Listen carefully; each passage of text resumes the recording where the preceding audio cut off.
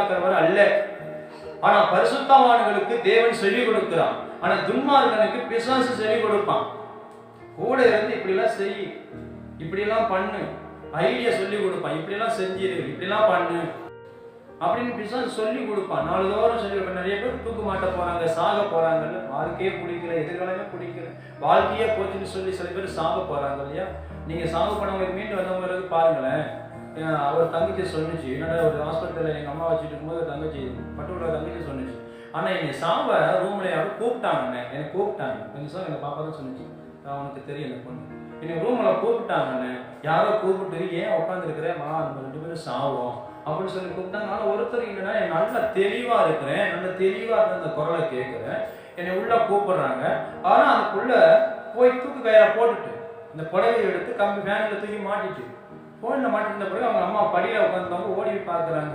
என்னம்மா அப்படின்னு, இல்லைம்மா இது யாரோ நீ ஏன் உட்காந்துருக்கிற வா சாவோம் அப்படின்னு என்னை கூப்பிட்டாங்கம்மா. அதே என்னுடைய மைண்டு மாறிடுச்சு, சேஞ்சு மாறிடுச்சு, நானே போட்டுட்டேன் அப்படின்னு அந்த பொண்ணு சொல்லுது. அப்போ ரீசன் என்னன்னா, பிசாசு பாவத்துக்கு துணை போவான், பாவத்துக்கு துணை போவான், பாவத்தை சொல்லிக் கொடுப்பான், தீமையை சொல்லிக் கொடுப்பான், பொல்லாப்ப சொல்லிக் கொடுப்பான்.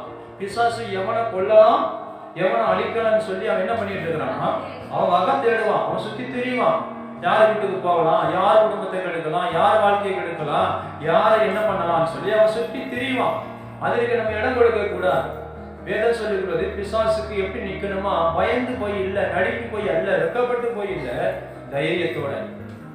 ஆமென். அவ தைரியத்தோட இருக்கணும். ஆண்டவருடைய பிள்ளைங்க தைரியமா இருக்கணும். குடும்பத்துக்குள்ள ஒரு போராட்டம் வருது அப்படின்னா அந்த போராட்டத்துக்கு அடித்தளமா தேவன் இருக்க மாட்டார், பிசாசு தான்.